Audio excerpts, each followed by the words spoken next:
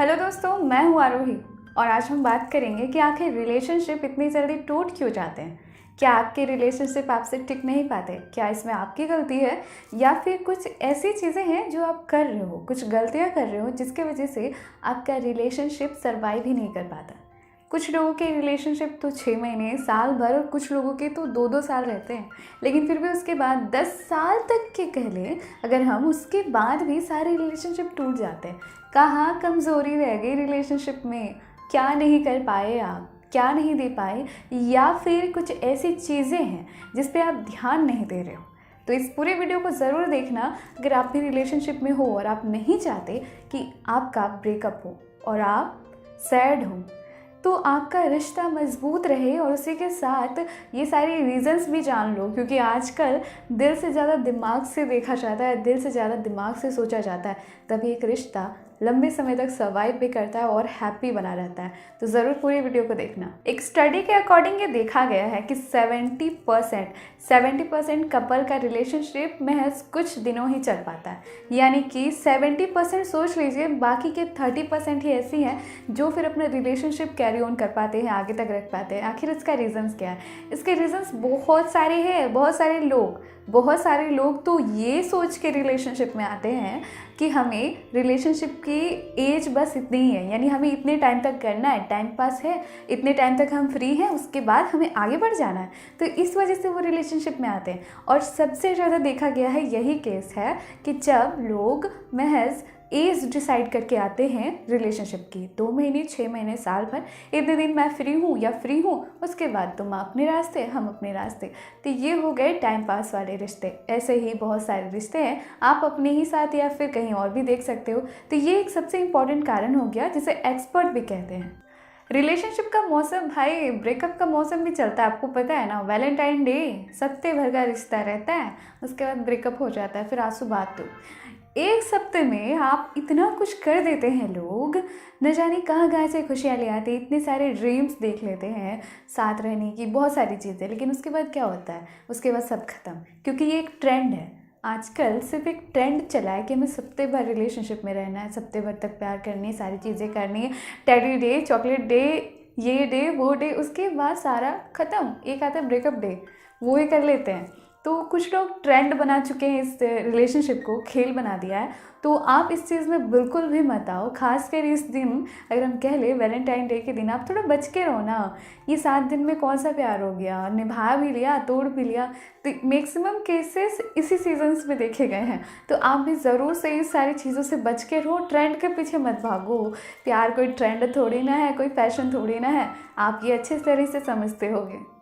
तीसरा और सबसे मोस्ट इम्पॉर्टेंट रीज़न होता है ना कि लव इज़ ब्लाइंड। ये चीज़ें 110% सही है, साइंटिफिकली ये रिसर्च किया गया है कि जब कोई रिलेशनशिप में होता है उसके बाद उसका जैसे सारा सेंस काम करना बंद कर दे।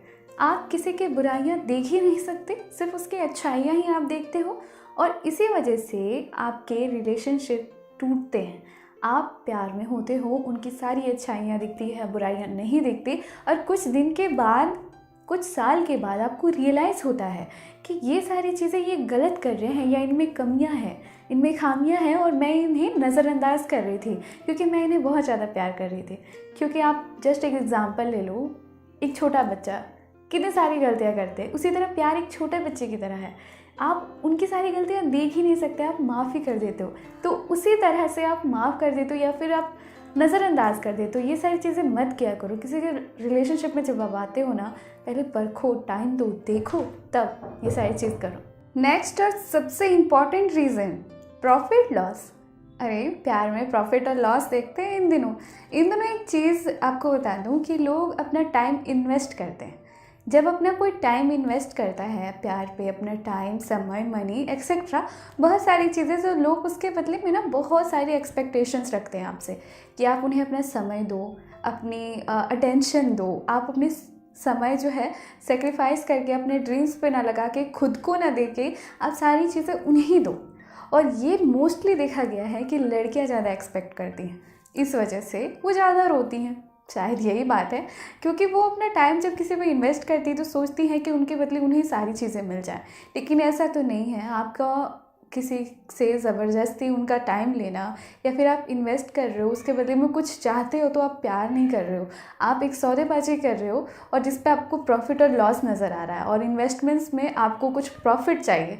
तो ये सारी चीज़ें मत किया करो। बहुत सारे लोग ये सारी चीज़ें करते हैं। अगर आपको भी रियलाइज़ हो रहा है तो प्लीज़ ये सारी चीज़ें मत करो। प्यार सिर्फ एक्सपेक्टेशंस नहीं है, प्यार देने का नाम है, तो प्लीज़ बहुत सारा प्यार दो। सबसे डेंजरस, सबसे इम्पॉर्टेंट जो रीज़न है ना, जो मैक्सिमम रिश्ते को खा जाता है, वो होता है मनी। आखिर लोग प्यार को पैसे से तोल ही देते हैं। एट द एंड वो हमेशा ये चीज़ कहने लगते हैं कि रिलेशनशिप में कुछ टाइम के बाद आपको मनी की सिक्योरिटी दिखने लगती है।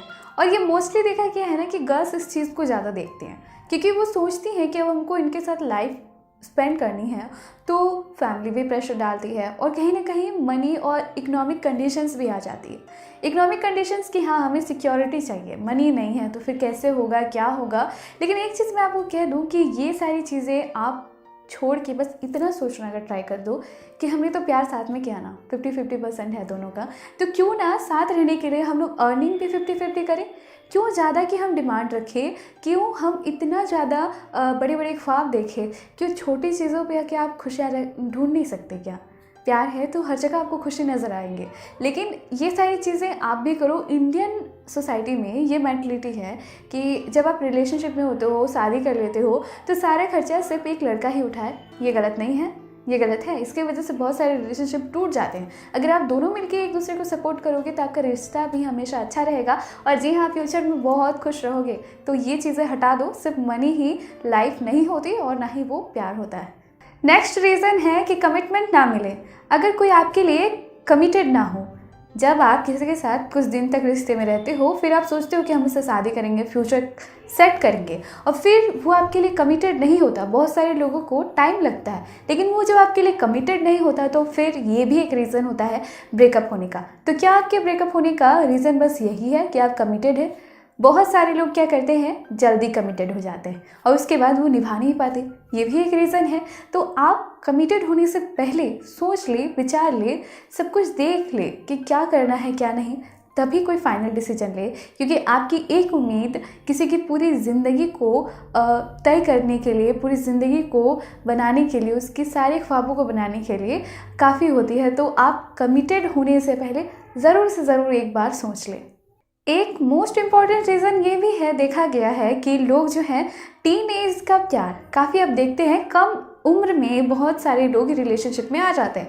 और ये मैक्सिमम टीनेज में देखा गया है, टीनेजर्स जो हैं जल्दी से लव रिलेशनशिप में आ जाते हैं, और उसके बाद उन्हें रियलाइज़ होता है कि आगे हमें क्या करना है।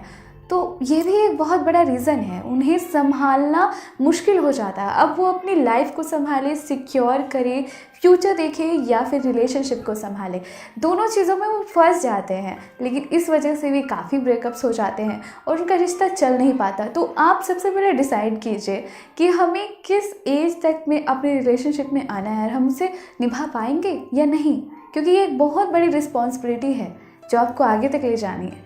तो उम्मीद करती हूँ कि ये चीज़ आप ज़रूर ध्यान में देखोगे।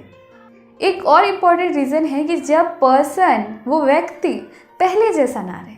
अब तुम बहुत बदल गए हो ना, तुम्हारी बातें अब वैसी नहीं रही, हमारा रिलेशनशिप वैसा नहीं रहा, ऐसी चीज़ें आप भी सोचते हो। तो सोचने का कारण बस इतना है कि इंसान चेंज हो जाते हैं बहुत सारी चीज़ों की वजह से। अब उनका साथ आपको सही नहीं लग रहा है, जब अभी उनका साथ आपको सही नहीं लग रहा है तो आगे तक फिर वो आपके साथ कैसे रहेंगे। बहुत सारे लोगों को अट्रैक्शन वाला लव होता है, उन्हें आपके दिल से कोई मतलब नहीं होता। तो जब तक आपका उनसे अट्रैक्शन रहता है, वो आपके साथ रहते हैं, उसके बाद जब अट्रैक्शन ख़त्म, प्यार भी ख़त्म हो जाता है। तो अट्रैक्शन वाला लव और यही चेंजेस आ जाते हैं इंसान में। तो ये सारी चीज़ें हो जाती है, इसके भी ब्रेकअप हो जाता है। अगला रीज़न है आपके लिए उनका नेगेटिव थॉट, नेगेटिविटी, आपको तिरस्कार करना, आपका इंसल्ट करना, आपको कंपेयर करना, ये सारी चीज़ें हो जाती है।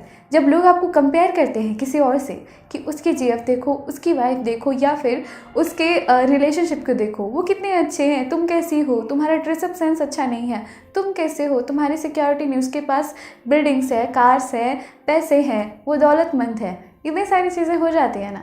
ये भी एक रीज़न है। तो जब ऐसी चीज़ें होने लगी ना, तिरस्कार करने लगे लोग, आपको कंपेयर करने लगे, तो आपको उस सारी रिलेशनशिप से दूर होना चाहिए और यही आपका एक साइन भी होता है कि आप अब निकल जाओ इस रिलेशनशिप से, और वो वर्क नहीं करेगा, रिश्ता वो आगे काम नहीं करेगा। तो इतने सारे रीजंस मैंने आपको बताए जो होते हैं अर्ली ब्रेकअप के। तो आपको अब डिसाइड करना है कि आपका रीज़न कौन सा था या फिर आपके रीज़न नहीं होने चाहिए। और अगर आप ये सारी गलतियाँ कर रहे हो तो प्लीज़ मत करो, आपके रिलेशनशिप को ये मार डालेगा। तो अपने रिलेशनशिप को बचाओ, अपनी लव लाइफ को बचाओ, केयर करो और चैनल को सब्सक्राइब करके जी हाँ, आपको कैसी लगी वीडियो ज़रूर कहना। Thank you.